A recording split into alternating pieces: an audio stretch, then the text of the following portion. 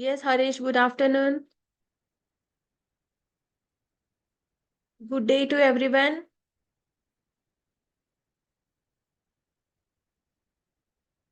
So I can see many people are joining. Still more will be joining. Good afternoon. Good morning.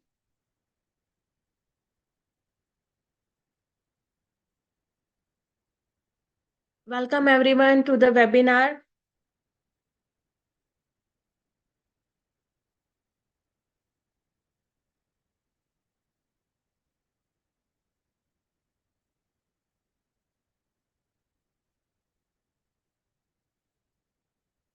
Yes, good afternoon, everyone.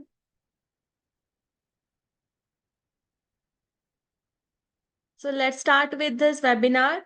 Let me first introduce myself. My name is Shweta, and today I will be the moderator with Dr. Lewis, who will be taking this webinar. So before we go ahead, let me just give an introduction about Dr. Lewis. So he is an experienced leader in data science and in software engineering with working experience in banking sector. He is skilled in problem solving, data analytics, automation, and management. He has done his PhD in software engineering from University of Melbourne. So let me welcome Dr. Lewis, who will give you insight and detailed analysis of the webinar, which we are here for. So welcome, Dr. Lewis. How are you? Thanks, How you are feeling for this webinar? I'm very excited. Thanks for everyone for joining. I'm looking forward to present the give a bit introduction of AI and machine learning, and looking forward to the next 1.5 or 2 hours time. Okay, so as before we start with the webinar, I would like to ask one icebreaker question to everyone so that we will get to know each other better. So the question is for you that which generation do you identify with? I will read out the options for you. Option A, baby boomer. Option B, Gen X. Option C, Gen Y. Option D, Gen Z. So you can post your answers in the chat box.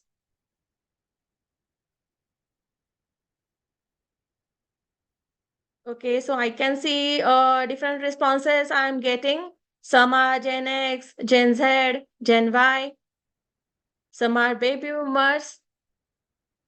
I think, Shweta, it's a mix of Gen Z, Gen Y, Gen X, and big Yes. boomers out here. It's great to have diversity. I'm glad that we could add value to the Yeah. attendees out here. So that's great. That's great. Yeah, we are getting a great response from the attendees.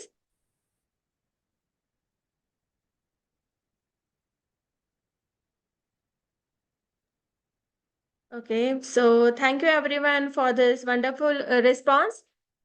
So now we can start with the webinar. So over to you, Dr. Lewis. Right. Thanks all. Thanks for attending. So let's start. Before we make a start, the first thing I would like to do is that as a delivery person, and I always like to define our goal before we actually make a start. So what we're looking for, what we try to achieve is the following 5 items. So by the end of this webinar, I would like you to understand the difference between machine learning and AI. Right now, it's a lot of confusion, a lot of mixture, but I just like to give you a formal definition of that. And then we would like to understand the history of AIs and give you a sort of history where it's coming from. And then we are going to pick into the LLM, which is a large language model. Right now, that's the hottest topic. And then we would like to understand the benefit of AI, just to ensure you understand why we're learning for AI, what we are aiming for. And then we would like to give you some sort of my prediction in terms of foreseeable future of what AI will develop. And keep in mind, we're going to revisit by the end of this webinar. And then the first question I'd like to ask is why are we even looking into AI? AI become hot, I would say again, pretty much like I've already seen it with my career and study. I've seen this AI concept being hit for 2 times already. And right now, it's everyone talking about AI, everyone excited about AI. I can see this real applications of AI make a real difference. However, given that there's a lot of people either fear or admire AI, they will say, the AI going to take off my jobs, or I love AI because tomorrow will be a much better place.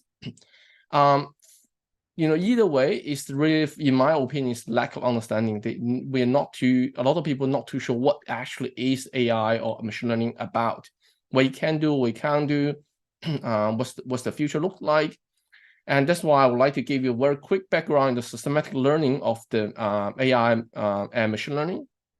And then with the enough information, because although I try to cover all, but we only have around 1.5 or 2 hours of time, then I can't cover everything. But at least I will give you a high-level concept in terms of what's really going on, what happened, and then hopefully you're going to avoid pitfalls, and you can concentrate where you can need to do for next study and your career.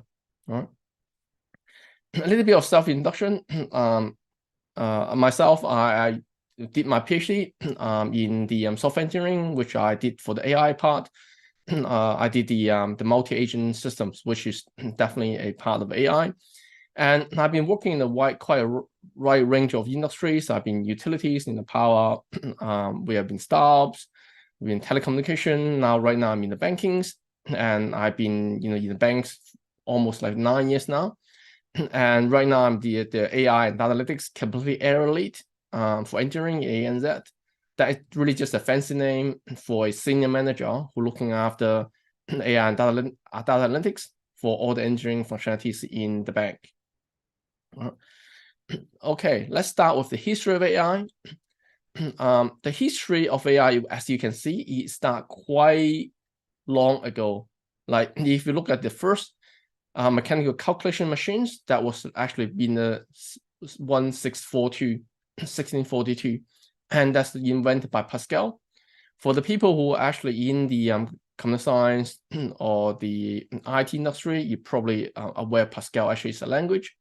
And then later down the track in 1837, then Charles and Ada, again, they did some other programming machines, but it's also a mechanical.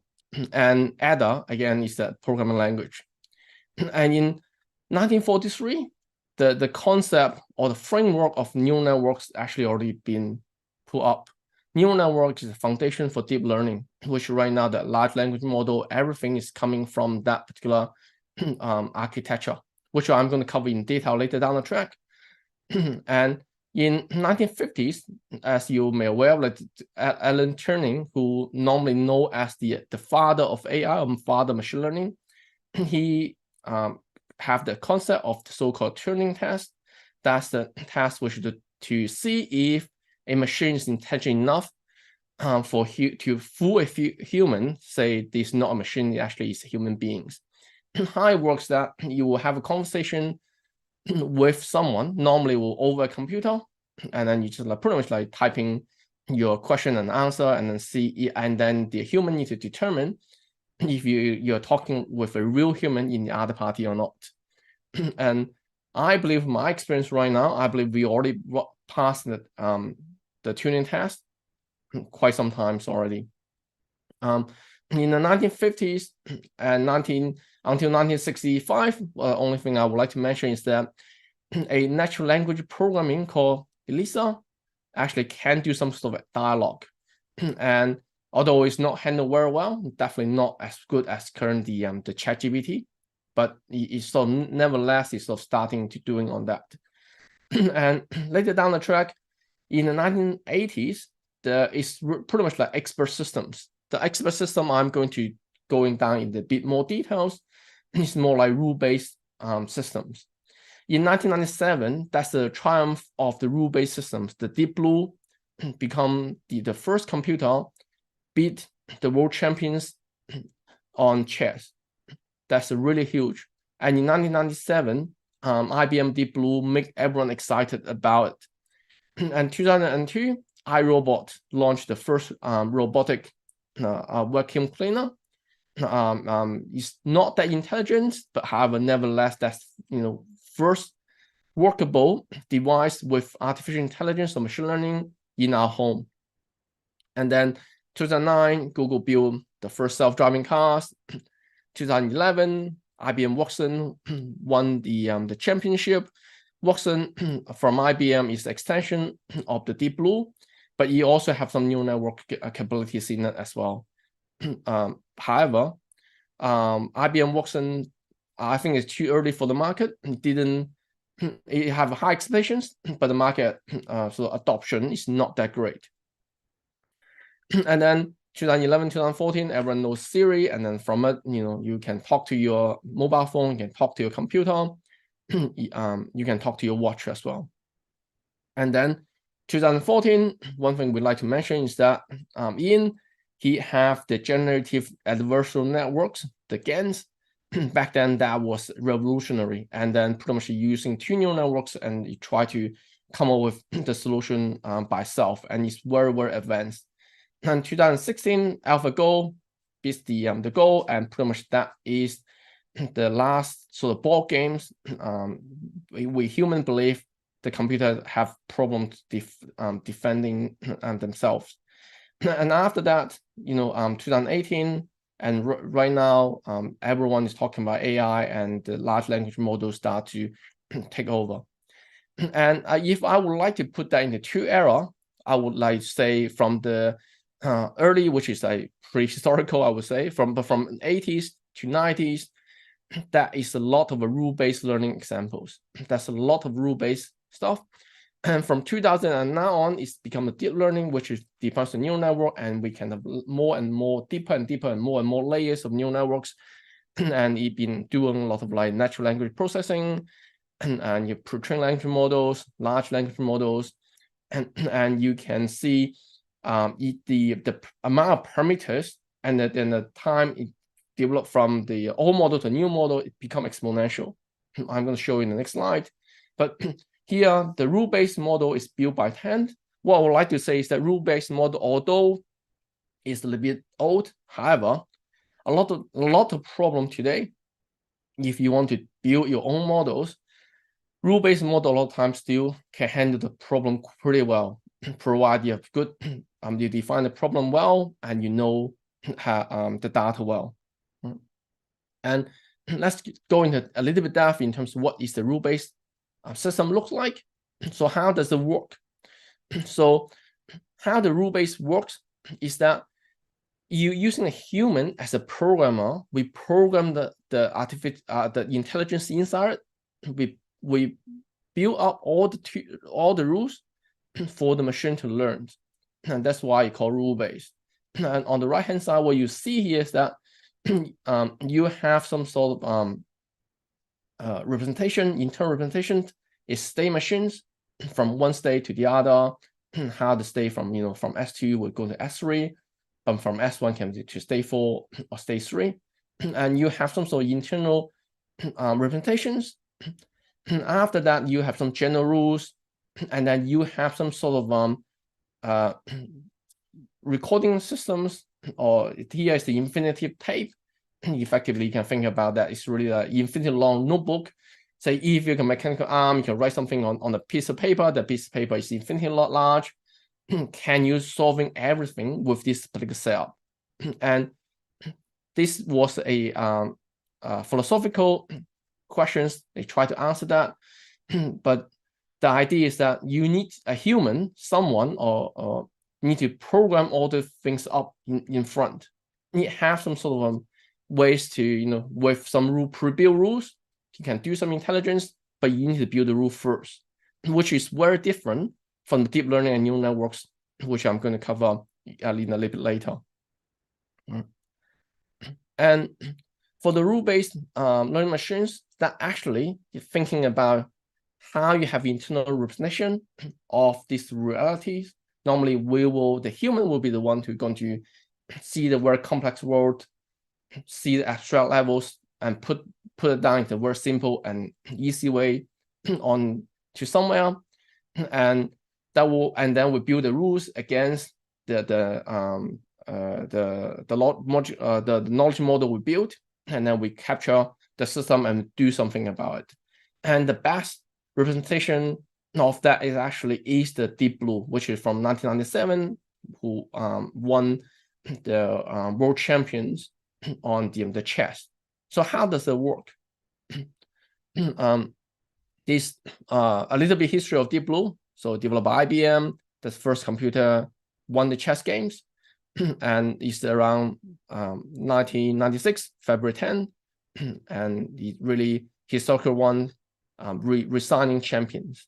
All right, that things how it actually works works a little bit like this. This is a high representation of high work. You have a board representation that actually is representing the physical board with some mathematical or computational way of doing that. All right, and then you do a tree search. You will try to find out what is the best way for you to make the next move. What the component make the move before. You have some sort of evaluation functions. If the chessboard into new state, does it good for me or is it bad for me? You evaluate it. Normally we're doing so-called heuristics, because a lot of time we do not have the computation power to come up with every single move, every combination. Is impossible, and then we need to do some optimizations. So in physical ways, this is much easier to understand. So right now we have a chessboard. We start from here, and then we will make a move, and from different move, we will make a new situations, right? And then here is like a new chessboard, and from this new chessboard, then we are going to your component going to move again, and then that will become a new chessboard. So you think about it like a tree structure from the beginning, and then you can make this move. Yeah, so many different combinations. Every single combination or every single options become a state by itself, and then you can see all the different combinations of that state again. So really like a tree structure is like that. And if we represent like a tree, all right, we start from here, and then we component move. So this is the original state. Your component move first, and then we move again, and we end up in some state. And this is like a tree structure. All right. So what this saying is that this is the original, like, let me start again. This is the original state. And then we'll component move, and then the component will move, will make a move. And then we, of course, here we only have 3, but in the chess game, you can lot more. Here's this example, like say we only have 3 moves. They have only 3 options. They make the options, and once they make our component make their move, and then we are going to make our move. And then from these situations, we can do this, or do that. And then from it, our component can move again, and then we'll get evaluation. We evaluate that state. Say after our move, our component have 2 options. Either they can move this way, or can move that way. And then we give a evaluation function to say, okay, in this situation, it's pretty bad for me, so that's 1. This is pretty good for me, so it is 20, and so on and so forth. We just gave a score. And we'll see here is that once we have a score, our move, we're going to try to maximize our move, and then we have like 1 or 20, 1 or 50, because here's the different evaluation scores. And then from it, our component will try to choose their move, and then how it works a little bit like this. So in here, because we make this move, we will definitely move the best options for us. That's why if we have 2 options, 1 or 20, we definitely pick 20s. And if 1 or 50, we definitely pick 50s. 20 or 50, we definitely pick 50s. And because here is the component move, component, you will try to minimize it. That's why 20, 50, or 50, they will 100% will pick the 20 if they're rational, of course, right? If they can think about it, and they will pick the 20s. And in here, the minimum they can pick is 10, and here the minimum is 5. And if we make this move, then we will definitely pick the largest of that, and then we'll pick 20s. So you can see that. So our move, component move, our move again, and pretty much you can imagine that's a huge tree structure, and at the end of the node or end the tree structure should be the status where we'll end up into. And because a lot of time we just do not have enough computation power, do not even have enough memory, we'll have a so-called heuristic function. I don't know, because this can go much further, but in that situation, right now I access the board, I believe, that's the two situations I can have, and then we just gave a score. And if that's the case, and then we just pick the mean, pick the max, pick the mean, pick the max. So this is an algorithm called the min-max algorithms. All right. And is it clear? Is there any questions so far? I would suggest the attendees, they can drop in their questions in the chat box if you would like to ask anything regarding this particular topic. Okay, cool. All right, thanks. Sneha, do you mind to keep an eye for me? If anyone asks any questions, please let me know. Thank you. Yes. Okay.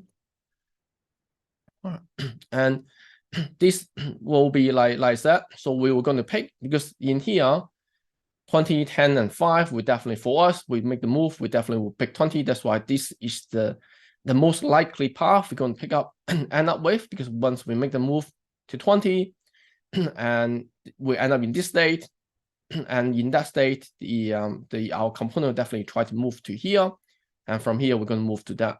That's how it works. This is logical. On the other hand, which you're talking about the neuron with the neural networks and the deep learning, everything coming from that. The idea, we're going to go back to here again, but here firstly give the idea. The idea is that we look into a brain cell, how the brain cell works. So here, up the left-hand side, here's a brain cell. What you have in the brain cell is that you have the dendrites, which is attached to other brain cells, and then you can nucleus, you have cell body, and the nucleus will process the electrical signals from the connections, which from other brain cells, and then depends how strong the electricity will be, and then the cell, the nucleus, will have attachment to other brain cells, and once over its threshold, you're going to fire up and light up other brain cells. This is how a brain cell works, and have a mathematical representations. It looks a little bit like this. So you got different inputs, you sum them up. This is a signal, which is sum all the input from other brain cells, and then we have the activation function. So if we over some limits, and then we decide to fire from our brain cells. This is how a neural network works. This is the basics. And here, just write a little bit in a mathematical way. If we have, like, say, input 1, input 2, and we have some sort of our own bias itself, it will be every brain cell will have some weight attached to it. So we have input in here, we have some weight attached to the input. What we'll see here is that we have weight 1 times input 1 plus weight 2 times input 2 plus our bias, and you will pass into activate functions. And if the activate function depends on the output, and you will decide to fire, which is output, or not fire, which this output will more likely attach to another brain cell, which become an input. Say, imagine that's another brain cell Y become X1, but that's just, you got another neuron this way. All right, that's the idea. Let's think a little bit. I'm going to revisit these neural networks a little bit in more details later down the track. All right. Okay. So once we know how the neural works, so what's the machine learning? What's the artificial intelligence? Here's the way how we can say it. Artificial intelligence, by definition, is anything show some intelligence, and it's not by humans. Even you have an if statement, you got if else, if else, if else, that actually is on a high level is called artificial intelligence, because it's intelligent enough, you see some condition, it will do some output. And within the artificial intelligence, there's a smaller concept called machine learning. The machine learning is that you have some algorithms, and the algorithm is going to know what they need to do, and can learn by itself. So rather you input a lot of if else statement, you let the algorithm itself to come up with, that's the input, that's the output. That's the input I want, that's the input we have, that's the output I want, and somehow machine learning itself will work that out. And then within it, with the deep learning, the difference between machine learning and deep learning is this. In the machine learning, you have input, the human need to do some feature extractions. So you need to clean up your data. You need to tell your model what is required.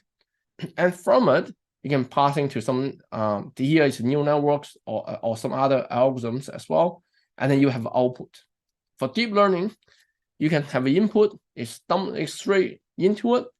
And because you have enough neurons, you have a lot of neurons layered and layered together, or layered in a specific ways, which I'm cover a little bit down the track as well. And you will have output. So by deep learning, you don't need to do the feature extractions. Supposing it can do it itself. However, in engineering in real world is that if you want the deep learning to learn faster, you want it to be doing less learning cycles, you probably need to do some extractions. You probably need to do some cleanup as well for your data. And in machine learning, that's 3 of the different type of learning. So you got supervised learning. What do you mean by supervised learning is that we know the input, we know the output for the input. We know exactly what comes in. For example, like I pass in the image to you, and we know what the image is. I know the answer for you, and then this is called supervised learning. And then you got unsupervised learning is that I'll have a lot of data, but I do not know what's the right output of the data. All right. And then we got reinforcement learning. What it means is that we have some input, we don't have a clear output, but we have some indications. So you have some input, thinking is a game. You close your eyes, you try to reach out to your friends, and if you reach out close to the friend, someone will tell you it's become hotter and hotter, and if you become further and further away from your friend, they'll say it become colder. These kind of reinforcement learnings. So in the supervised learning is that you have input, you know exactly where it is, right? And then you have input, you have apple, you have ball, you have a cup. You're passing, you have all the so-called label. Label is that you know exactly where it is. You're passing to the algorithms, and then you train up some algorithm, you know what to do, and then you're passing in some new input you never seen before. And what you will do is that because you have all input, you try to do some comparison. So okay, this one is close enough to this one, so I believe the new one should be a cup. Right? This is like supervised learnings. And one way, although one of the easy way of doing it is to think about it as a regression. Supervised learning is really like regressions. Right here, like you have a lot of dots, right? You have a lot of dots, and what you try to do is you try to draw a line across the dots, which minimize your error rate on every single dot. And regression itself is really a supervised learning. That the supervised learning think about is exactly like regression. Right? Unsupervised learning, on the other hand, is that I have a lot of data. I'm not too sure how the data should look like. So what does that mean? Is that a lot of time it will be clustering. So I have the data in here. Somehow, they just seems to sort of closer to each other. So I believe look like there's like 4 clusters in here. Is it really this cluster belongs to like the same A or same categories? I'm not too sure. I just have the data. Somehow the data gave me that. And clustering a lot of time can be quite useful, especially when we have a lot of data, but I'm not too sure what the data tells us. Somehow when cluster together, it's much easier for us to understand what's really going on. And after that, we will like to give a very peek into what's the latest one, large language model. Large language model, where it's coming from? It's coming from a statistical language models. In the beginning, in the 90s, because we do not have enough computation power, we do not have enough data. A lot of time we just like manually, human goes in and see a lot of statistical methods and try to work out a rule by hand. That's where it's starting from. And after that, in the around starting 2000s, we actually started using neural networks, and we just like dump a lot of words into neural networks. That's a special way, and then we can work out how each word closer to which one it is, and we call the word to vect. This is very famous models that really like you have a lot of words and you put passing in, and it will actually give you a vector. Somehow, when we cluster the word together, when we have do enough learning, similar meaningful word will cluster closer to each other. For example, like for the queen and the king, it's closer from a queen to a farmer, just like the king and queen is become closer to others. And then you can do a lot of vector manipulations, and you can sometimes plus the two words together, and you go to a third word which is closer to the meaning of the two words together. And later in the 2000s, we have the so-called pre-trained language models. It's context aware because we're coming from this word to vect. That is actually a vector, and it tells you to give you context of that word, where it's coming from, and we try to build a model on top of that, and it will give us a general purpose, some sort of semantic method to understand what the sentence is about. Is it a good thing or is it bad things? And normally we'll have millions of parameters. Right. And after that, similar architecture as PLM, but with lot more parameters and lot more complex stuff. You will have a sort of emergent abilities, and with very large data set. We're talking billions of parameters here, and the large language model just starting from that, which ChatGPT, which is right now GPT-4, is one of the large language models. So let's talk a little bit of a story. All right, we have two kind of birds. All right, parrot. Parrot, everyone knows they can mimic human voice. It's very good for pets. A lot of time they saying something, but a lot of time they not necessarily understand what they're talking about. Right? They're talking about something, they just mimic the sound, not necessarily understand what they're talking about. Most of the parrot doesn't understand that. Right? However, for the crow, it actually, from scientific research, to realize the crow actually understand the traffic light. What it will do is that a crow will be stopped on the traffic light, and they will observe. And they realize when the light become red, all the car will stop. When it's green, the car will start moving. And as a result, what they find is that if I have some food on the road, the crow will only go down and get the food when it's red, right? If red light. And what the scientists also know is that crow understand this as rule. Why they understand this as rule based? Because the crow is not just in one particular traffic light, but actually once the crow understand this, you will go to different traffic light, different spots, and you follow the same rule, which means they actually understand the rules. The question I have to you is, vote for your choice. Is that, do you think AI right now is a parrot or is a crow? Please vote. What do you think right now? The AI, what do you think about right now the AI developed into?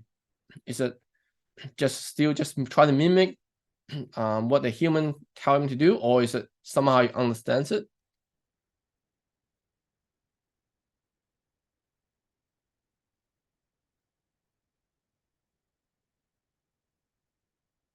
Great. We have some interesting results coming in. Another 1 minute for you all to put in your answers. After that, I'll be ending the poll and we can look at the results. Okay, I just drink some water using this 1 minute. Thanks.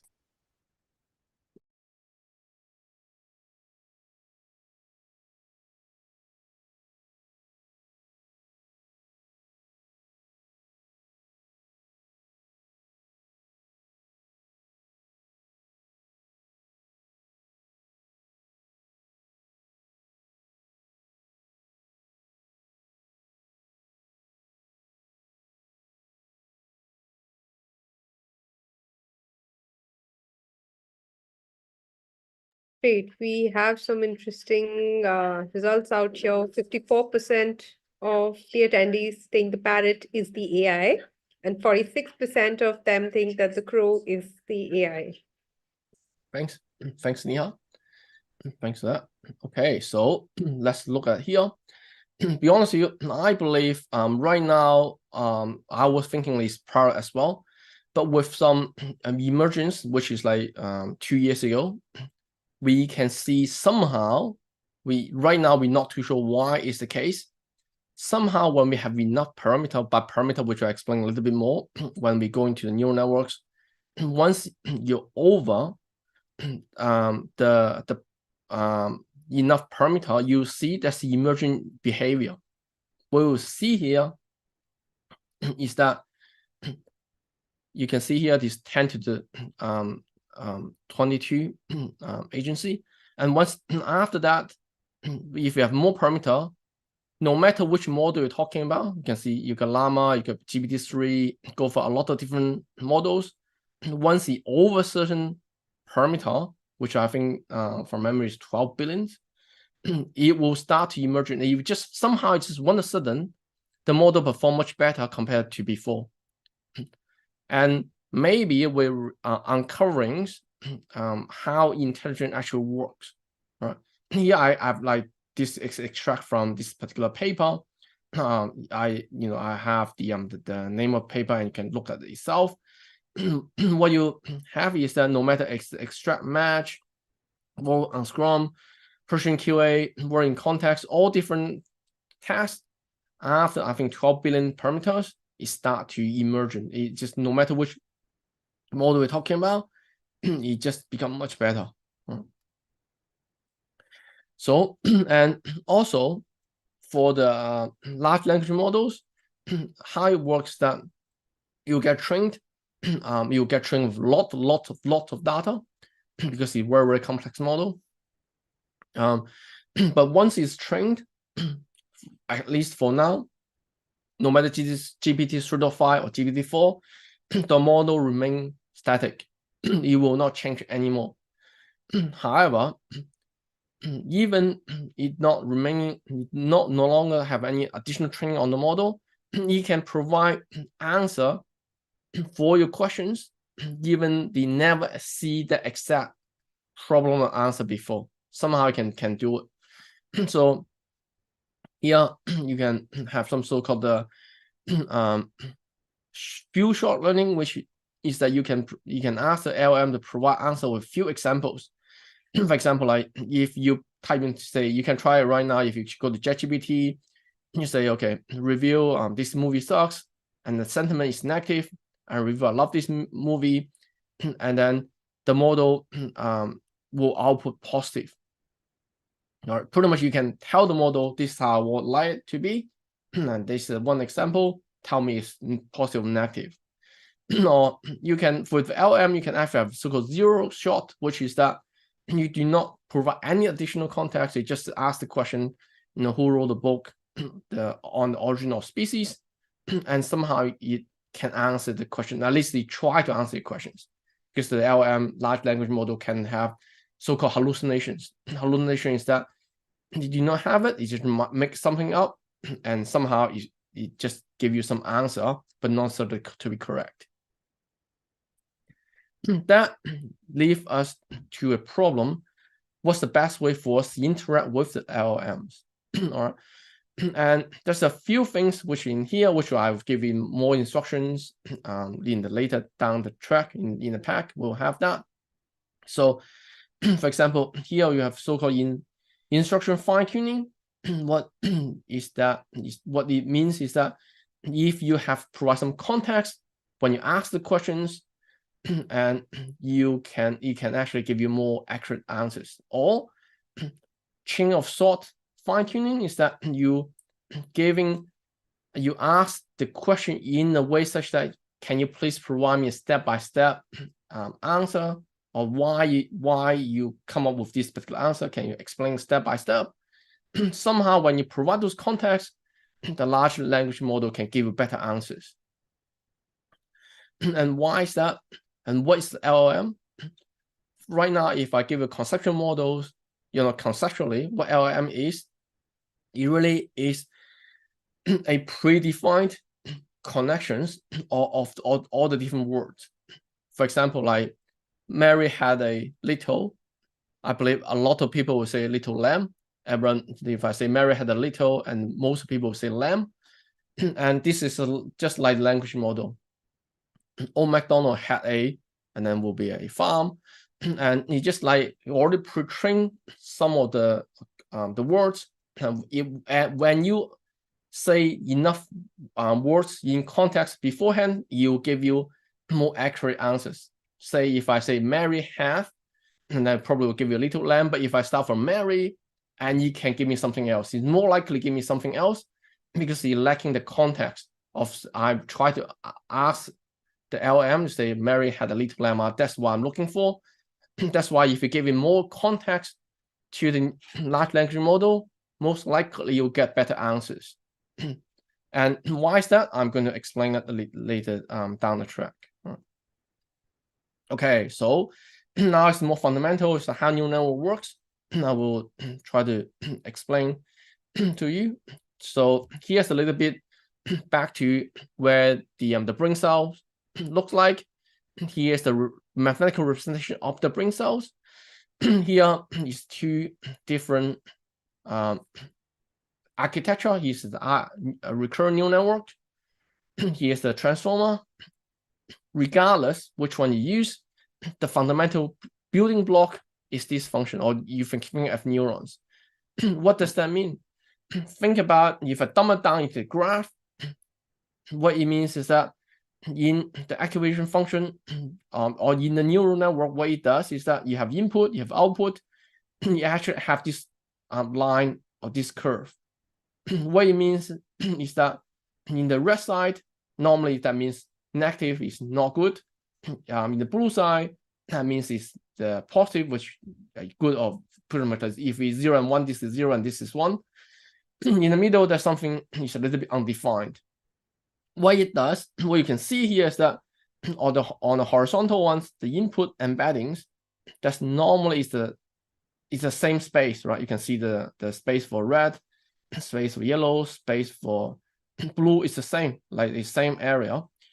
But on output, you can see the red and the blue and the yellow is different. What it means is that with a given mechanisms, what you try to do is that if you have a lot of input and you have some output and the output is incorrect. So for example, like we expect the output if blue is correct, but somehow it becomes yellow or it's red. What it means is that we will try to move the input little bit to the right, because if we go to the right, if the input is more to the right, it's more likely into these regions. And if on the reverse, if we expect the output should be negative, which is the red one, somehow you end up in this yellow or in this blue, and then we try to push the input more to the left hand side. And because this is different, this area is different, somehow by mixing all the different neurons all together, you will try to push a little bit left, push a little bit right, depends on the output, and somehow after layer and layers, it works. And why it works, we are not 100% sure. I don't believe anyone can give exact reason why the particular one is there. Of course, we can give because these mathematicals, we can tell you, but on conceptual wise, all together, it all is just trial and error. Which are try if it does expect to be a positive, but the output is negative, then we just push the input a little bit to the right hand side, and it's more into the blue areas. That's what it does. So if you look at neural network structure, you got input layer. By the way, every single circle in here is one neuron. You can imagine every single one circle here is a brain cell, and just link together. You got the input layer, which is have direct input. We got hidden layer, which is not an input, not output. And then we got output layer, which is just provide the output. And then the deep learning is that you have a lot more layers, and you have a lot more input, a lot more hidden layer, a lot more output. But fundamentally, it's like this.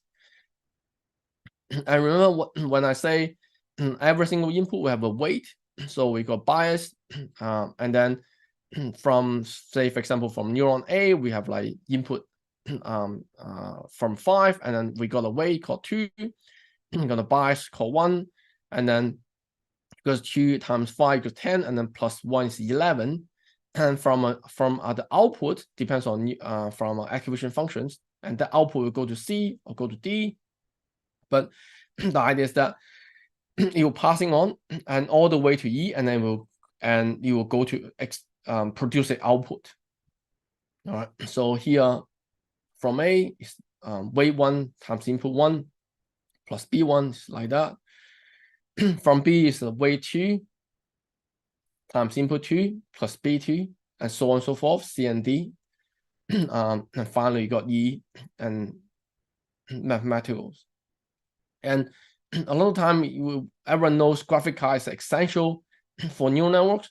And why is essential? Because graphic card, how we using graphic cards that we calculate pixel by pixel. What you can see here is that we do a lot of calculations, but the calculations actually is by neurons. That's why we can break. That's a smart way to break down this looks quite scary formula into a lot of multiplication and plus and additions or minus, depends on if you got a negative number or not. And what is missing? So I tells you how a neuron will going to work, but the problem is that if I come input is tiger and the output is a dog, and I believe this I expect something else, how can I update all the weight? For example, so right now what I try to say is that, remember the graph I just showed to you is that you got the 3 different similar as input, and you got different output. How can I trace it back? How can I know how much adjustment I need to do for it? For that, we require chain rule. What it means that if I have a fish and a fish eat another smaller fish, you got smaller fish and a bigger fish eat the smaller fish, and I eat the sushi. And what is the effect on sushi from changing the smaller fish? And you think about is that the change of the sushi on smaller fish, this is simple as that I want to know if I change some change on the smaller fish, how it will change my sushi. Right? It will equal to sushi change on the big fish, because sushi coming from big fish, and the big fish on the small fish. That's this change. So effectively, I want to know how my sushi going to be affected if I change something on the smaller fish. I can find it out by sushi from the bigger fish, from bigger fish to smaller fish. I can do it this way. Or if I do it that way, is that I got some fire, and fire gonna affect the cows, go some corns, and then you got the meat pies. If like this, how it was the effect on the meat pie from change of fire? What we'll do is that the change of meat pie on fire equals to the change on meat pie on cow on fire, because this is like, I believe this should be quite clear, like this path, plus the meat pie change on the crops, and the crops on fire. So it's like this. This is the chain rule, and this is the only rule is required for us to understand how we're going to update the weight in the neural network. So now I have a dog, and I say, okay, something is that's not the expected answer. I will tell you the right answer and how I'm going to update the weight back. We're just using the chain rules to change back all individual weights and the bias it has. All right. Okay. Right now, the next one will be the autoencoder. Think about we have neural networks with a lot of neural network input layers. We got a lot of different layers. We got something in the bottleneck, and neural networks can learn if we have the output as a feedback, and we can go all the way, go to the initial neural networks. But from the bottle, we try to remove it to remove the dimension, but we cannot learn from it. But if we have from this bottle and all the different layer and back to the output layer, and this X, if from the start from X, and from the out should be X hat, sorry, this arrow should be from the input layer to layer, like that. And what we try to do is that if we know the X hat and the X, actually those two should be exactly the same because of all the input layers. What we try to do here is that we try to reducing the dimension. You can see the input layer in the beginning is much wider, and then we try to reducing the dimension. By reducing the dimension, I mean reducing the number of neurons representations, and then we can and then reducing further and further, and then we expand it again.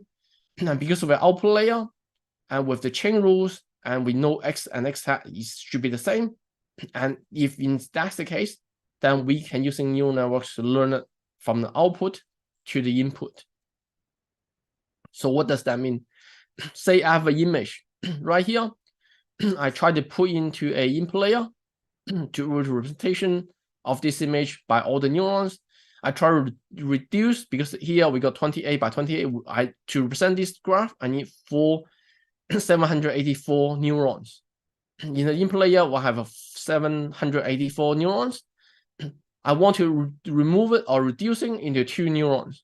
Now, I only want to using a few neurons to represent this 784, and then from these 2 neurons, I expand it back into 784, and then I have the output. And because this output and this input should be the same, and I can train this neural networks again and again and again and again and again a lot of times, and until such that the input and output sort of looks the same. Which means if you cut it down, this bottleneck, you only have 2 neurons. So this is how it works, right? Saying we're 784, and we're reducing the 784 into 2 neurons, and we're using these 2 neurons to expand it back to 784, and then we just keep training these neural networks. And what you can see here is that this is similar, because if we gotta have 2 neural networks, 2 neurons, we can, one can be say X value and Y value, we can draw a diagram like that. But on the other hand, also as encoder and decoder, if we put a 784, we expand the first to 1000, and then reducing to 500, reducing to 250, reducing to 2, expand it again all the way, and finally to 784.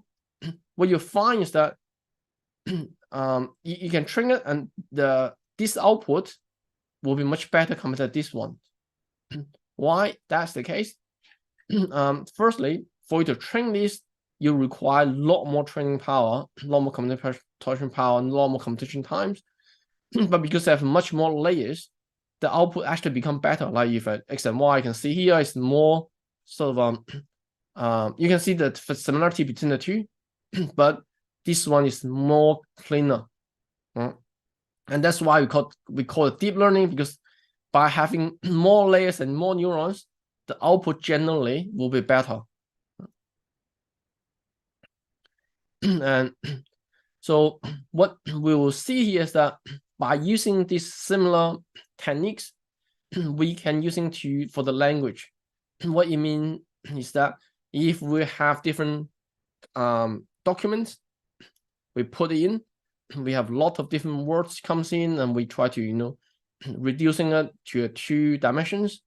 And then of course we got the to expand again to just ensure you have the same. But after we train up and we only see these 2 dimensions, what we'll see here is you can see if that documents comes in, we can see the similarity, like those are energy market, this is interbank markets, these different European communities.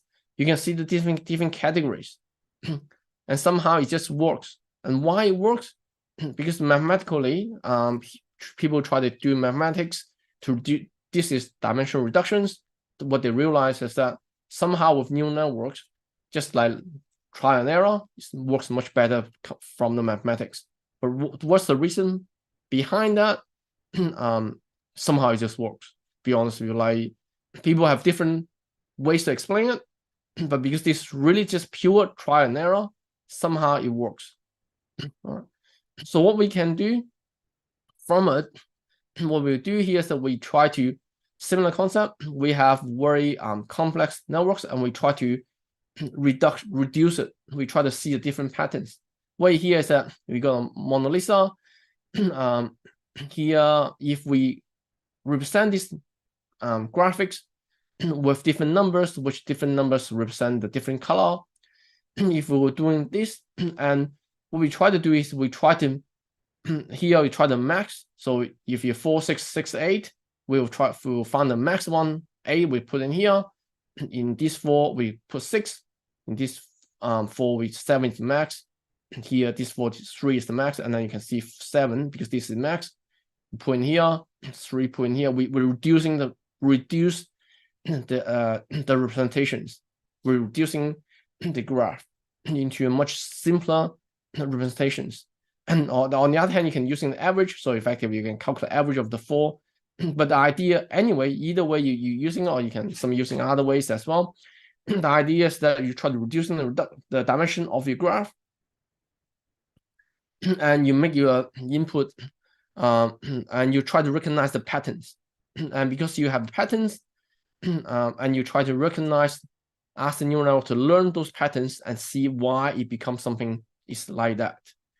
So how it works in a more general way is that if I want to recognize a bird, so rather than recognize everything, is that we try to recognize, okay, this part, I see this particular shape, I'm reducing the shape, you see a particular patterns, and once I have the patterns, I pass in some neuron and say, okay, I want to match for these particular patterns, and you will recognize that patterns. And here is the mouth, and you similar ways, some other bird have similar mouth, you'll say, okay, you have similar mouth, I can see the similar pattern, that's more likely this also is a bird. The idea is that you got input, you try to reducing into different patterns, and then you passing the different patterns into neural networks, and you try to find out the output if what this image is about. So what you can do is that if you can train your neural network such that recognizes patterns, they understand what it is, they reduce all the repetitions, and then you can combine the image where you trained template or patterns, you can actually generate different style of images. This is how CNN can apply it. And this was pretty fantastic, a few years back time, because never we can do this. And right now you can have image, and then you can have different kind of patterns and then different styles, and you can automatically generate for you. End of the day is really just break down your image in different patterns, see the relation of these patterns, and if overlay with another pattern, you can generate these. That's on conceptually, this is how it will work. Recurrent neural networks way does is that rather than one way, so from left to right, and we just try from the output, put back into the input. That's called recurrent neural networks. Why we need to recurrent neural networks is because a lot of time the neural network itself, even we have a lot of layers, it still have a problem is that it's still not big enough. And also when you try to relate to something beforehand, for example, I say a sentence, I am writing a paragraph, and paragraph I'm writing, and because it come in one by one, a lot of time how you say the words in the future, that meanings actually depends on the word beforehand. That's why if you have a recurrent neural networks, you can supposedly you can learn from the previous idea as well, and you just link it together in this particular way, and you will give you a much better recognition, especially for the voice recognitions, because for our voice, a lot of time we depends on the sound beforehand. You got one sentence, all the network in that, but neural network also have a little problem because you got to wait passing back to itself. But if the weight is bigger than 1, say if it's 2, then it will times 2 for the first time, times again, times again, times again, times again, and you will be very quickly out of whack. That's why recurrent neural network, although on theory it works, but in practice you have a lot of problems. Or similarly, if the weight is less than 1, negative 0.5, then it becomes 0.5 times 0.5 times 0.5. The longer you have the memories, the smaller the value become. And so for recurrent neural networks, you will either become very uncontrollable either way. So either become very large or you can become very small. So what will better stage is the so-called long short-term memory, LSTM, and this way you actually fix the problem. So how does that work? I think a little bit. Let me explain a little bit more.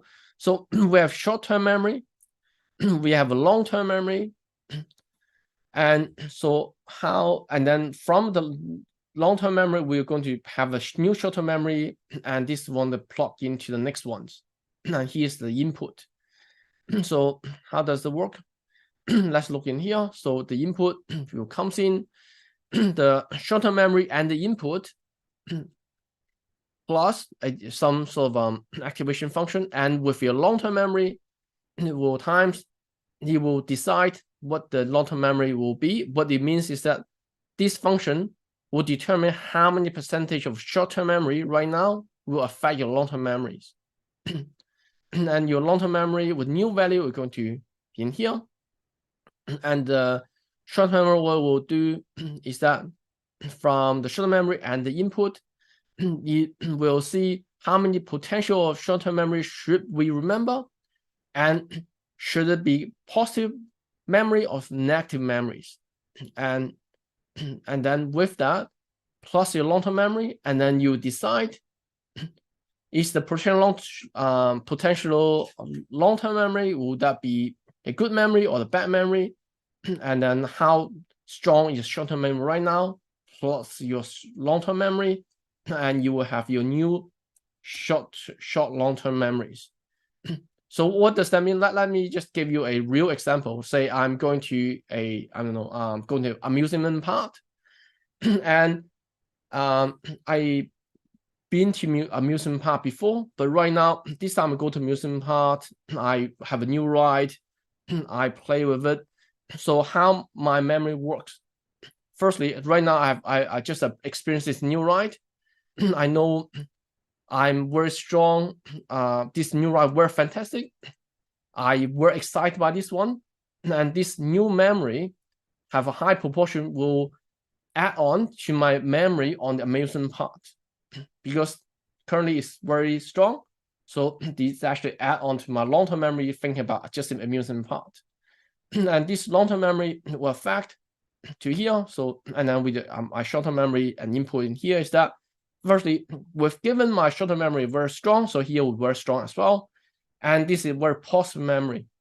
And because this is very positive and it's strong, this will add it to my old or existing long-term memory. So I have a very positive long-term memory for amusement park. And right now, what's my short-term memory is that because I add in my long-term memory and it will coming back, is the long-term memory is good or is it bad? Maybe I have a pretty bad long-term memory on the amusement park last time or a few times before. Every single time always have some negative memory on it. But with the current, given the current long-term memory, they will say it's positive or is it negative, and maybe this time it become positive, so it will be a positive long-term memory effect on my understanding of amusement park, and the current new ride is more excitement. There's a lot of excitement for the current ride, and now I have very good short-term memory right now, and also my memory on the amusement part actually become positive, right? Hopefully my explanation is clear. And from it, the last one is the transformer concept level. What transformer is the same architecture for LLM. maybe the formatting issue, the error is a little bit problematic, but the idea is that for all the input, we'll have a self-attention, and then we have a fully connected neural networks, and then I have a self-attention with masking, fully neural network, and then with output. What does that mean? Let me just give you, firstly, what is the self-extensions? Self-extension is that we got a lot of input. What I want to know is that how is are the input relate to my current input? Think about the input as a lot of words in my sentence. Here, the input will be the sentence that I maybe ask say ChatGPT, what's your recommendation for learning of machine learnings? And so all the input become what, A1 will be what, A2 is, A3 is your, A4 is recommendation, A5 is on, and then A6 is machine learning, and so on and so forth. What I want to know is that how is the what, this particular word what, correlate to other word in my sentence, and how close is it relate to it? Why we need to do self-attention? Because if I say I love pizza, all right, or I hate pizza, is it pizza and hate and love? So how is the pizza related to the love and hate, and how is it related to I? If I say this pizza tastes really good, or this pizza tastes really bad, only because the two sentences pretty much the same except the last word. And is it good and bad related more to the pizza, or is it the taste, or how is that related to each other? Is it to some other word in this sentence? That's why the self-attention idea is that we want to understand how the words relate to each other and which one is closer to which. All right. So when you have A1, you will be so the A1, the first input will compare to every single one of them, and then you will have a output. This context output B1 will be a valued representation of A1, but with all the different contexts.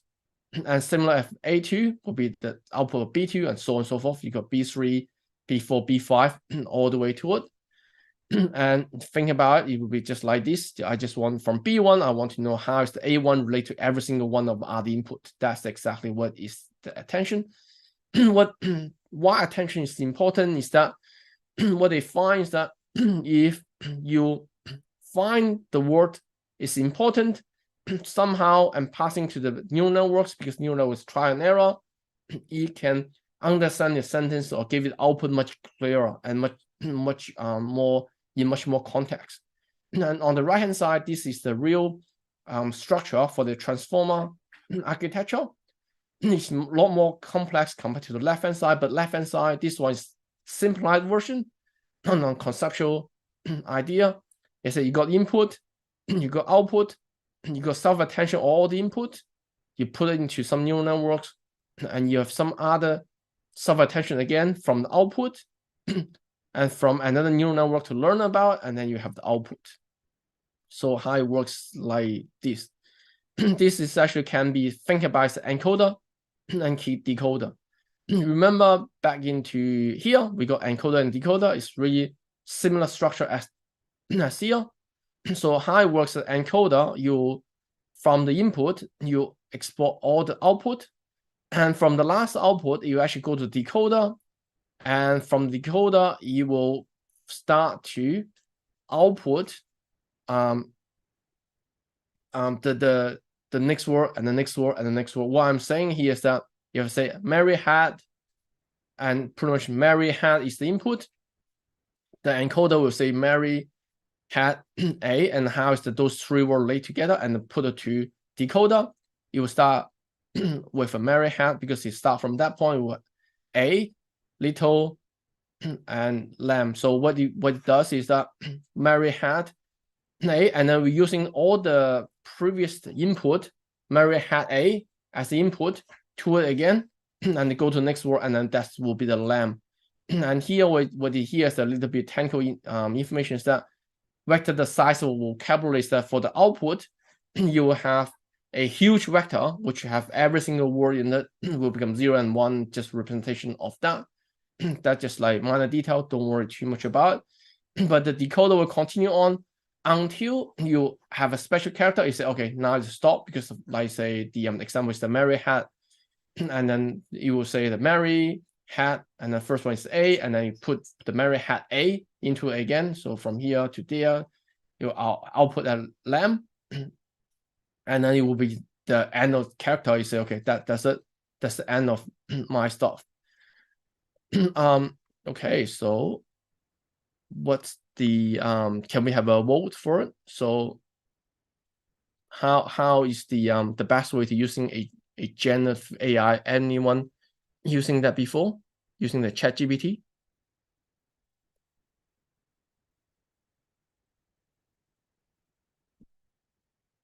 Just 2 questions going here. Have you ever using GPT before? And how did you use it before? If you use it before, and what's the experience? Yep.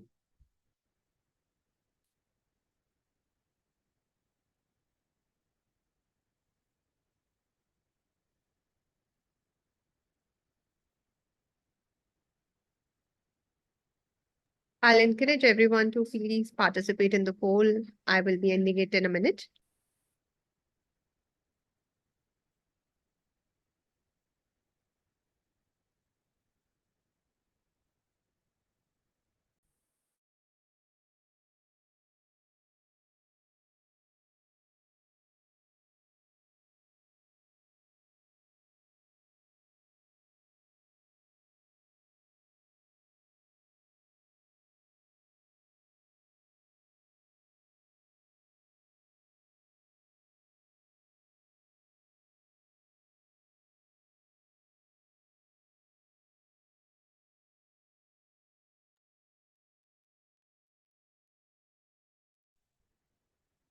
Okay. Thank you.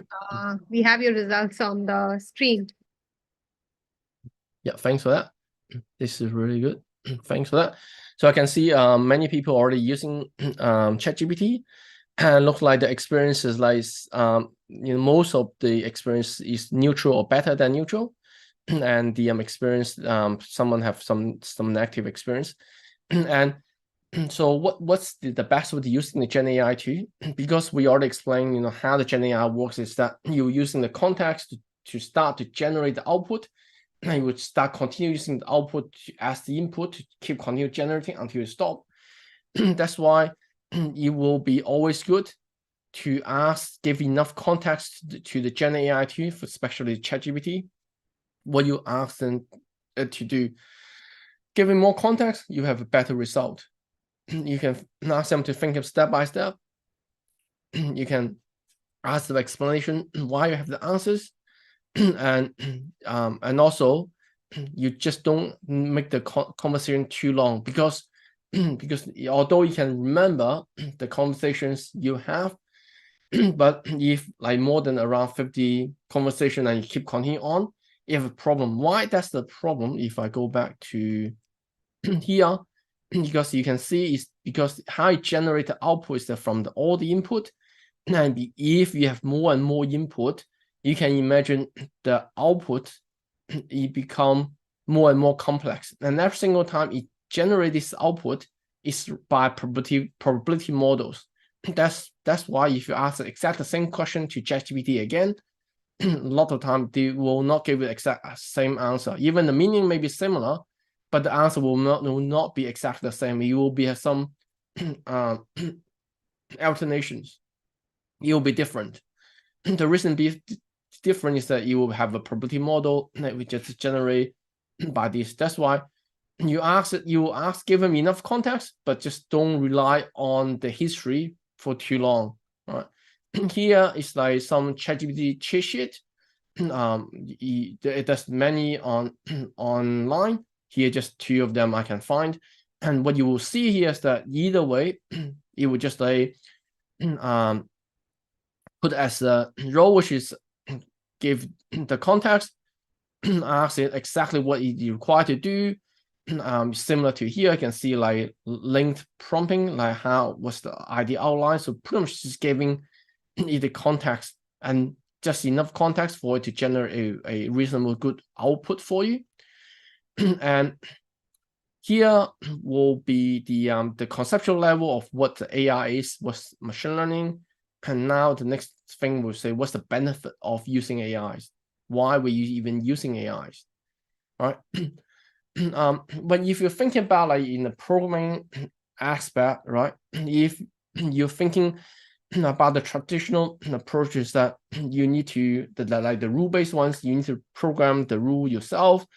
You need to understand what you wanted to produce, and you can pretty much a human need to do a lot of work for it.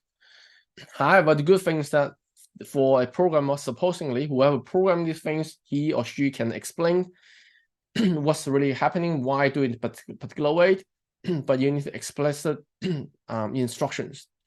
But on the other hand, with machine learning, especially deep learning and generative AI, what it is that you try to using the data to create a model and using the model to solving the problem for you, and then you will not be tell the model exactly what is required, but you really give the data, you give the desired output, and somehow the machine will work it out by itself, either by the traditional rule-based algorithms or by neural networks, which like try and error. You will be a sort of not explicit, but actually intrinsic explanation, and you will try to find a way by itself. All right.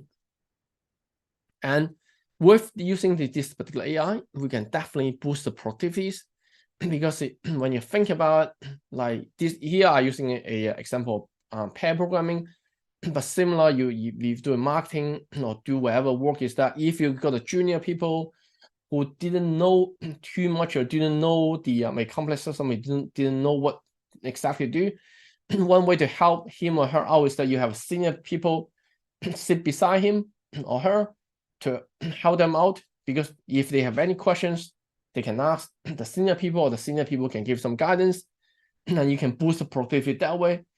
But the problem is that this will not be a very efficient way for you to using a senior people's time and effort, right? However, if you got a AI, what if is that you no longer require a person sit beside this junior person, because you got a machine learning model or AI model. They can guide a new person, they can answer the question to the person. Also, the question to ask the question can be customizable as well, because even right now, if you have some questions, you can Google it. But the problem is that if you want some very specific solution for your problem, for your organization, for a particular project, you need to raise this problem into more abstract level, and such that you can Google more abstract answer, and then you need to yourself go back to a specific solution for your particular project, for your particular organization. But with AI, you can actually ask a very specific problem for your specific use case, and you will give you a specific solution for your use case, and with enough understanding and also enough direction and solution from more abstract or someone else solution as well. But it's not directly copy, but you understand, it generate, it deserve and specific for you, right? And traditionally, it's quite easy. This should be another line in here, but let me see if I can draw it. Traditionally, it's very easy for increase, but you will approach your limit in some way, because for example, like if you can much easier to hire senior people to train as junior people rather than train an AI model, because it's much more work required to train an AI model similar as a senior people. You can much easier to hire more senior people in, but sooner or later we hit a roadblock, because there's not enough senior people on the market you can hire. But if you train an AI model which can answer as good as senior people, and it's pretty much exponentially growth because you can unlimited copy of your AI or someone to asking the similar model. There's no limitation on that. That's why once you over that point, the AI will take off. I believe we're very closer to that point. If not, we're already hitting it. Okay. All right. Now is the trend of AI. The trend of AI, with my understanding is that what I can see is that people to try to train more complicated models, better models. For example, you can see GPT-5 is on the way. Google, the Vertex AI, the Bard, Gemini, all the more and more complex model, and then from Meta, you got Llama, you got Llama 2, all those models starting coming up. On the other hand, I also can see the people or the company try to simplify the more complex models into simpler one, and with using much less energy, because the people do the comparison. If a human read enough literature, he or she can become a writer, a reasonable good writer. And you can also train the LLM with all the literature, can also write something and of similar quality as a human. What they find out is that LLM will take 100 times more energy to do the similar work. Human is more efficient. So another tendency is that they try to find a way to simplify the large language models. And also the other thing is the interaction with the hardware. What we hear is that this is the quantum computing. Quantum computing by IBM now is become a commercialization, become a reality. And with the quantum computing, it tried to using machine learning on top of quantum computing as well. A lot more research still needs to be done, but quantum computing is not digital. What I see is that you guys can see this is very famous church in Spain. For it to calculate the weight on this one, this is 100 years ago, they do not have computer. How can they calculate the weight distribution on that? You actually using a reverse weight attached on it and see how much weight is required. And it's using very empirical method. Similar today, you can see the neural networks empirical method. Quantum computing also is not digital, it's empirical as well. All right. Okay, now it's like let's get our last vote.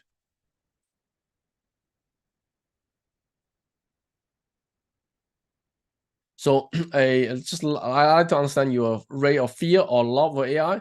1 being fear and 5 being love AI. I just want to understand, given you understand, what's machine learning, what's AI, how it works on a conceptual level, how you react to AI right now.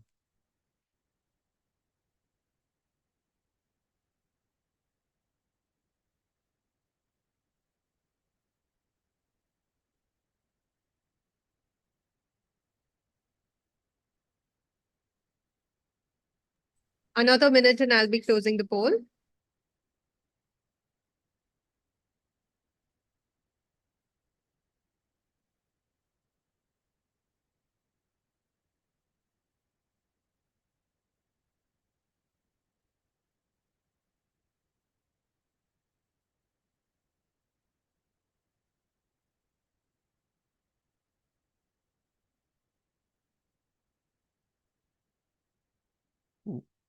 Thanks for that. Thanks for, I can see like overly positive towards AI. Thanks for that. So let's see. Let me see how I think of the AI going to impact. I believe AI definitely will boost our productivities. You will change how we operate things, because it will optimize a lot of things, and you will have give you a lot more new tools, and you're going to amplify the way how we can do things, how we automate things. However, I understand other people have a fear that, if AI can do all those things, am I going to get replaced? So firstly is that you don't need to worry too much, to be honest with you. The reason why I say that is to look back to the different revolutions before. For example, internet. How many times you remember, like when we're doing the banking, a lot of times still doing pen and paper, and now we're using a lot of computer. And I see the unemployment rate. I don't see that much difference in that hand, because rather than using all the pens and papers, just people will retrain themselves, and the computer will require a lot of people to maintain as well. And also you can see on here, that's the working side. Say, hey, ChatGPT, please finish this building for me. This cannot do that. All right, it just really right now AI is exciting, and it's a lot of possibilities. It's very more and more advanced, can be more and more intelligent, but it's not to the stage that you're going to replace human. And also, if it can be very intelligent, it can do it by itself. Think about if you have human input, you always require human input, and with human input, you can always boost the productivity even further. And think about the competitor. Say if I from company A, with the AI and with some automations, I can boost my productivity say by 50%. So if I keep, used to have 5 to 10 employees doing the same project, now I can have 5 employees, and then we'll have the same output as the 10 employees. But if I fire these 5, my competitor B, they also have 10 people. If they're not firing their people, then they can, rather than 100% output, they become 200% output, which means I need to hire more people to form the new balance of that. And that's the reason why I won't worry too much, because you're back to the balance. Because if you can boost your productivities, which means if you hire more people, you can boost your productivity even further. And your competitor will do the same. So you will enter in some sort of balance in that. And also human is essential, because for the data and the algorithms, we have a lot of bias. We need some governance from the human to understand the AI, how it works, and ensure the AI will not go off track. Else, if you fully automated AI, I believe it's very dangerous. I don't believe humans will ever allow AI to do all the decision by themselves. It's more like AI will be do the mundane work for us, but the key decision still need to be made by humans, because we need to understand the situation better with AI.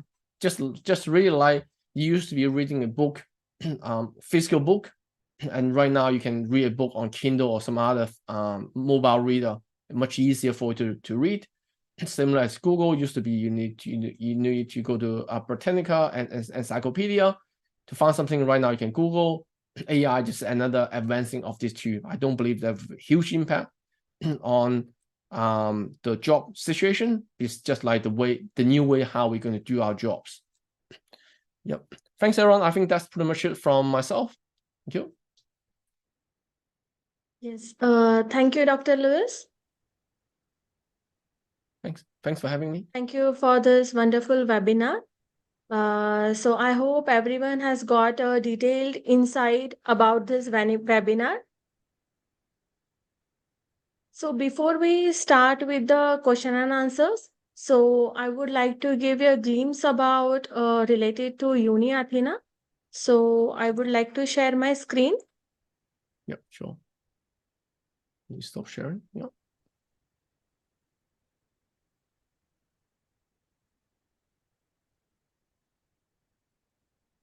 Just a minute.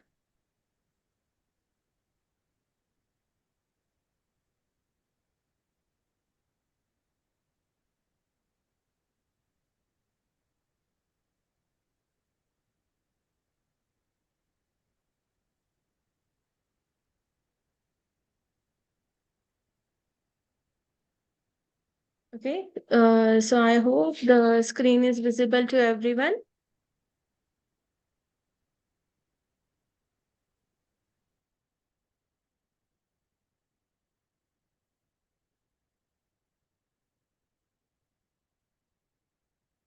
Okay, so Uni Athena, this is our logo, and our tagline is affordable, flexible, and accessible.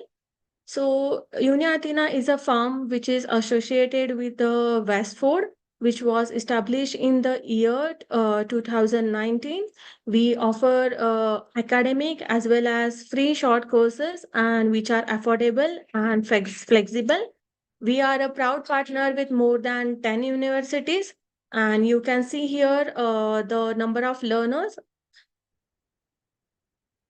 Then these are our few partners we are associated with. So once you enroll for any course, so you will be getting a certificate from these universities. We offer academic programs as well as the short courses. So the courses are from masters. You can have management courses, data related courses. Then you can have engineering courses. So you can go through our website and you can check for the courses. So the learning at Uni Athena is flexible. It is 100% online. It is a self-paced. So like according to your time, you can start learning the course, whether it is in the morning, evening, afternoon. Then the best thing about this platform is like you can pay per module. So you did not have to pay everything in one go. You can do a payment as per your module. Then there will be a personal tutor who will be assisting you throughout your learning phase. Whatever the questions or queries you are getting, that will be addressed or that will be solved by the personal tutor. So the learning, it is 100% online. You can watch the lesson through video lectures. Then you can get the essential reading about a particular topic. You can go through the content. You can have the additional resources regarding the particular topic. You can also have a reference material. You can go through the reference material. You can download the reference material about the topic. So this is our website, www.uniathena.com. You can go through the website and check out for the different courses. So this is the contact details about Uni Athena. We have the offices in the Middle East, UK, India. And for admissions, you can connect with admissions at uniathena.com and Fatima at uniathena.com. So thank you. This is about the Uni Athena. So we can now I think, start with the yeah, thank you so much, Shweta. I think we can start with the Q&A. I yes. have a first question for you, Dr. Lewis. Yep. The first question is from Senate. What is the impact of AI in student learning? What are your thoughts on that? Yep, sure. So effectively, the AI for learning is really impacting. I believe actually in a good way. Firstly, with the student actually can have a tutor online, much senior tutor online, and then pretty much 24/7. You can ask the tutor any question you may have. However, the only thing I would like to say is that right now, unless that model is highly trained for some specific content or academic materials, it may give you the wrong answer. So that's the only thing you need to be aware of. But in general, this AI is going to change the entire educational landscape. It's not just that you have a tutor, but also you can deepen your learning much faster. Think about it. Beforehand, when you read all the books, you write an essay, you already consume you a lot of time. Right now, you can do that much faster by the help of AI. You can ask the AI, depends on the university policy.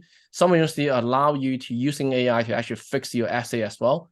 So in that case, if that's the case, then rather than you just seeing things in one angle, then now you have the time and the tools to think about like a different angle. For example, if say for the Second World War, if you say what's your opinion on the Pacific War from America perspective?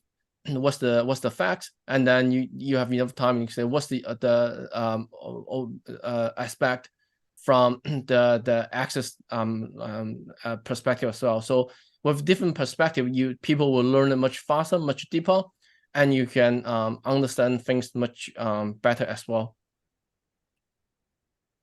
Great. Thank you so much for sharing your thoughts, Dr. Lewis. I have another question for you. We have one question which is mentioned that how will AI change the educational landscape, especially for secondary education? And I could see another question that how can you write research paper without being plagiarized? Like, what are your thoughts on that? Yep. So so the first thing is that for the secondary elementary or second secondary college, I believe right now the LLM is sophisticated enough to cover pretty much all the courses you cover with that. However, say that the for the secondary, for all the exams, that will have specific exam style. And I already know a few startups, they sort of try to target that particular market, and they try to alter the LLM to specifically to help students boost their marks for the exam part. But in general, you can pretty much ask the LLM pretty easily for the question you have. Be aware, this actually happened to my son. He actually using LLM to try to help him with physics. And he tried to do some physics on sound, and he using volume as the keyword by sound volume, but he didn't say too clearly. And the LLM actually gave him the volume as the cubic meters volume. Like there will be different context, so just be aware of that. But in terms of like general impact on the education level, apart from the secondary education, is that, and you're writing a paper, you need to come up with the content of the paper. LLM is for you to use for reference, to checking, to improving your English, improving writing, maybe improving your graphics and stuff. But you need to come up with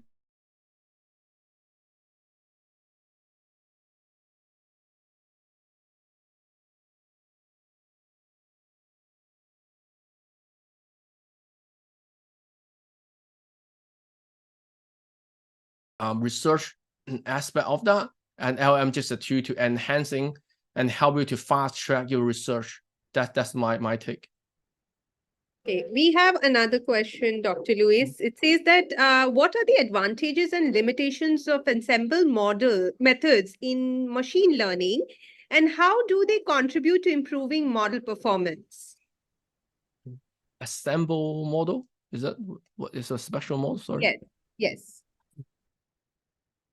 So I believe what you're asking is that the multimodal coming together. So effectively, right now that's a big topic. For example, I just you in the webinar you can see that we got we introduced the general neural networks, and we introduced the recurrent neural networks and LSTM, and then finally the transformer. But right now that the ChatGPT 3.5 or 4, they're not just transformer, they've got much other structure on the neural network as well.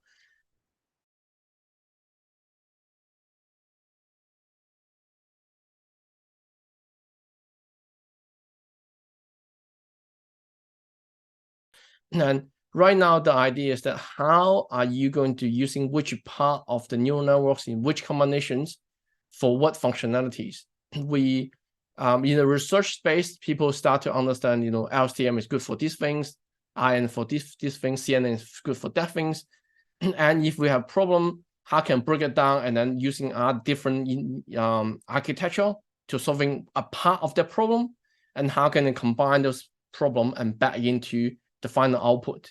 And that is more of the research area right now. And a lot of time, more advanced things, we have that, but no one's publishing that in the open space, because that become a competitive advantage on that.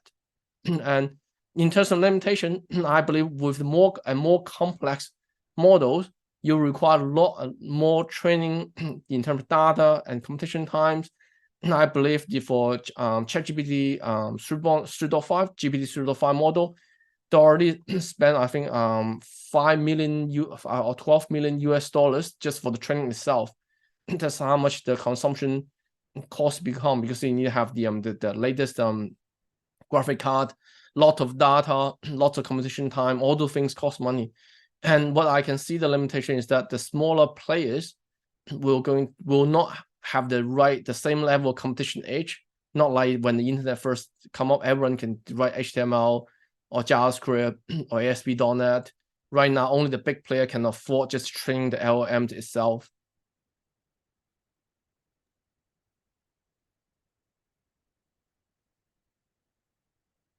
Hopefully that answers the question. Yes, Dr. Lewis. So the next question is, a neural network works in linear parabolic or quadratic mode. How it's mapped into AI network? Yep. So neural network is the foundation for the deep learning. So effectively, all the LSTM, INN, CNN, transformer, everything. The foundation is neural network itself. It's just different type of neural networks. In terms like is that linear, is quadratic. It really depends on your activation function. I didn't go into that that level of technical details, but you can using sigmoid as an activation function, and then you have multiple layers, and you will mimic different quadratic or cubic or non-linear behavior by just neural network itself. Just that you need to have a more layers of neural network on it. Yeah, it's pretty much foundation for everything. Okay, doctor. The next question is, what is the difference between AI and deep learning? Oh, that actually in one of my slides, AI is more general concept. In the AI will be, and then in machine learning, the AI is like wherever it's not by human, it's not human, but actually have some intelligence. Like say, if you just have some if else cases, that's called artificial intelligence, because it's done by human and it's not by human itself. Machine learning is a subset of the AI, and deep learning is a subset of machine learning. Okay. Okay. The next question is there any regulation on AI? What or who determines what is acceptable and what is not, especially with the ethics in various fields? Example, academics. Yeah, thanks for that. This is really right now is a very hot topic. I believe there's some regulation coming up, at least because I'm from Australia, so I'm aware of like government is actually looking to some legislation right now. Few months back, there actually a survey to all the big organizations, banking included, or universities, different sectors, asking for their input. So the regulation, I believe, will come up within the 6 months or time. Depends on different governments, but they will most likely, because they haven't come up yet, but most likely will be like there will be a limitation in terms of what sort of data you can using for learning. what are the potential use case you can do with your potential AI? What are the stuff you cannot do with AI? But put that apart, if we thinking AI is more general terms, those kind of regulation been or related regulation been out for many years already. Because, for example, if you go to a bank, you apply for credit card, they already have a automated system by giving your data, and then you calculate probability how likely you're going to repay your credit card, and then they would make a decision based on that. And with that, I can you cannot using certain data of yourself. For example, they cannot use I believe they cannot using your age, cannot using your gender to so like they try to make it not non-biased, or at least not discrimination on some of the things or some of the property of ourselves. Ethical wise, this is huge hot topic right now. And how you govern AI, how you make it do it ethically. Firstly, the data, the private data shouldn't be using for training of the AI models. And secondly, how you're going to apply your model and what's the use case you can apply. For example, if you were using AI to affect a court decision, then that may be a problematic ways. So I think there will be more legislation we come up with in terms of what's the use case it can be done on that front.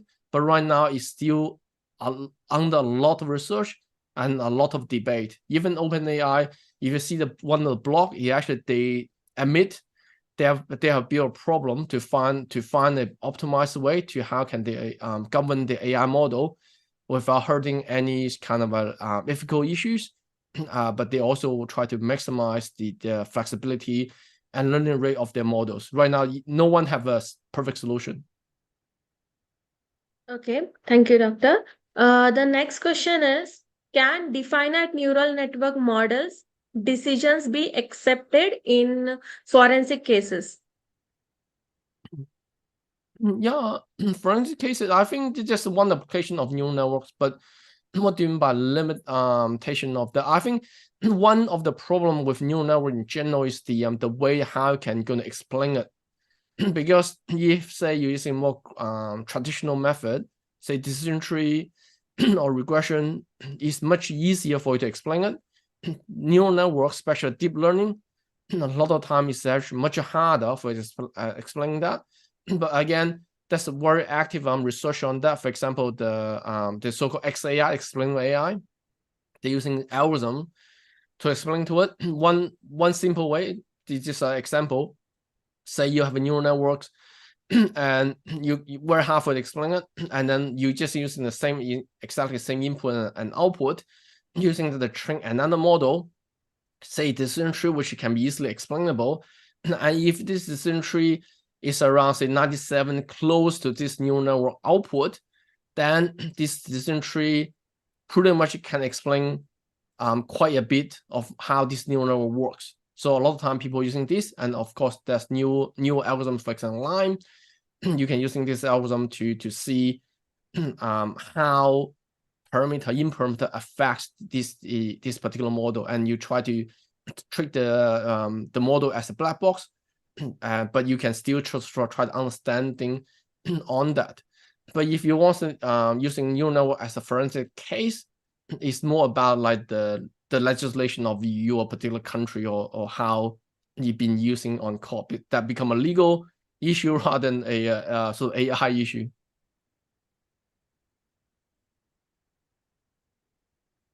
Okay, Doctor. The next question is, what is quantum computing? Okay.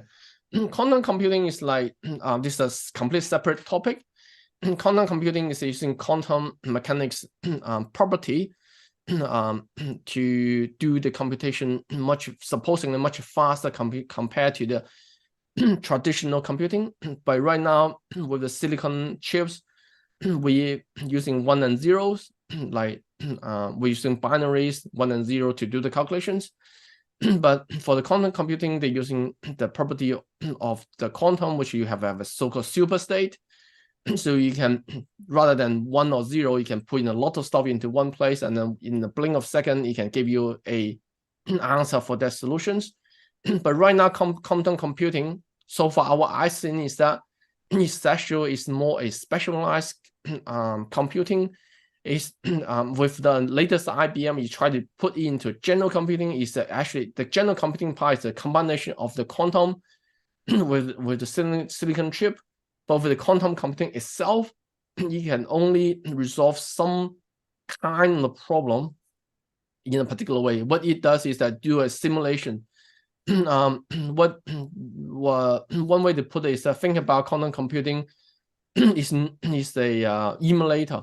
You're actually using a lot of stuff, using a physical property to mimic a mathematical model. And because this physical property will speed up the mathematical model much faster. This is kind of like a very short explanation of what's quantum computing, because that's a research topic by itself. Okay. Yeah. So thank you, Dr. Lewis, for answering to all the questions. So here we have come to an end for this webinar. So I would like to thank everyone here for being the beautiful audience for this webinar. I wanted to thank to Dr. Lewis for your time. I would like to thank each and everyone for your time that you have given for the webinar. Thanks all. Thanks for having me. Thank you. Thank you. Thank you. Thank you. See you guys. Okay, bye.